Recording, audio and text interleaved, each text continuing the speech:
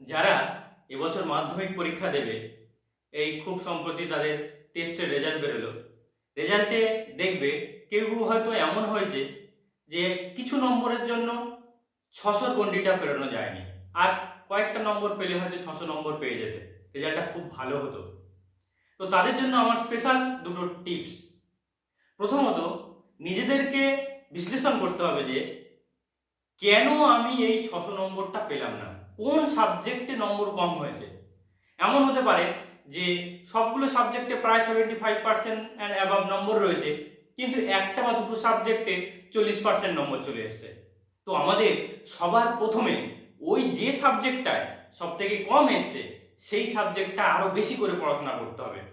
সে স্যারের কাছে ভালো করে বুঝতে হবে, বা নিজে ভালো করে টেক্সট বইটা পড়তে হবে। প্রয়োজন হলে বন্ধুদের হেল্প নেওয়া যেতে পারে, যারা সেই সাবজেক্টে ভালো নম্বর পেয়েছে, তাদের সাথে এই বিষয়টা নিয়ে আলোচনা করা যেতে পারে। কনসেপ্টগুলো ক্লিয়ার করতে হবে, করে নম্বরটা আলটিমেট আমাদের এমন জায়গায় বাড়াতে হবে যাতে আমাদের 600 এন্ড অবাব টোটাল নম্বরটা হয়। আরেকটা এমন হতে পারে যে সব পরীক্ষায় মোটামুটি সব জানার প্রশ্ন এসেছিল, প্রিপারেশনও ভালো ছিল, কিন্তু পরীক্ষার হলে এমন কতগুলো ভুল হয়ে যায় যার ফলে আশাতীত নম্বরটা পাওয়া হয়নি। তাহলে সেক্ষেত্রে আমাদের কি করতে হবে, যাতে পরীক্ষার হলে ওই বিশেষ ভুলগুলো আর ফাইনাল পরীক্ষায় না হয়, তার জন্য আমাদেরকে বাড়িতে বসে বসে টেস্ট পেপার ধরে ধরে নিজে নিজে পরীক্ষা দিতে হবে। সবার প্রথমে প্রশ্নগুলো ভালো করে পড়তে হবে, পড়ে তারপরে উত্তর দিতে হবে।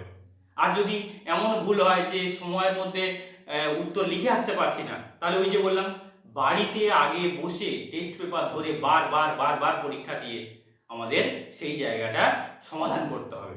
তো এইভাবে আমরা যদি আমাদের প্রিপারেশনটা রাখতে পারি, তাহলে আমি আশা করছি যে সামনের মাধ্যমিক পরীক্ষায় তোমরা সকলে খুব ভালো রেজাল্ট করবে।